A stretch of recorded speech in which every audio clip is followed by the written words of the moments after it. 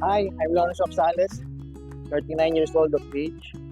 Ngayon, papunta na ako ng Australia. Experience ko bago ko napunta ng Australia, galing ako ng Saudi, Laos, then nagbarko na ako as a seaman, welder fabricator. Pinili ko yung Cirrus Global dahil siyempre nakakita na ako ng mga kasama ko na paalis nila, kaya yung tiwala ko nasa kanila na. Ang naging challenge sa akin talaga yan, yung mahirap yung payslip. Kapag nagtatrabaho tayo, pag nakita lang natin yan, tutupi lang natin yan. Minsan kung saan natin na ilalagay. Diba? Ngayon, nagtaka ako, sabi, 5 years.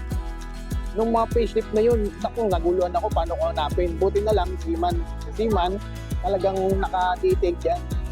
Talaga namang pag nagpapadala kami ng pera, dumadaan sa accounting, yung payslip namin, sinasend dyan doon.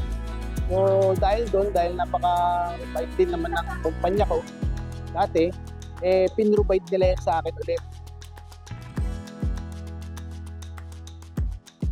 At syempre, sumunod doon yung kumpanya ko na talaga namang dati sa pag-isiman, talagang tinulungan nila ako. Paalam ako sa kanila ng maayos dahil naging mabuti ako sa kanila. Straight 8 years ako nagtrabaho sa kanila. Importante rin yun, talagang nakakatagal ka sa isang company. At saka ugali mo tapos sa trabaho, kailangan ganda para kapag humingi ka ng pagsuyo sa kanila, talaga namang papaboran ka nila.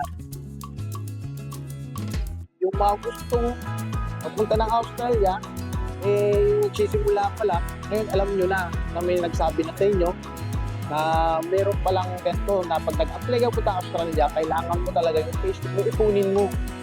Pati yung mga certificate nyo sa trabaho nyo, kailangan din syempre kumuha kayo. Huwag niyong pabayaan na hindi kayo bigyan. At saka din syempre, din sa rin yun, yung lulugang kayo ng SSS. Kasi sa pagpapatunay yun na talagang legit yung papel nyo. Syempre, una sa lahat, pasalamatan ko sa mga namigla ng lahat. Then,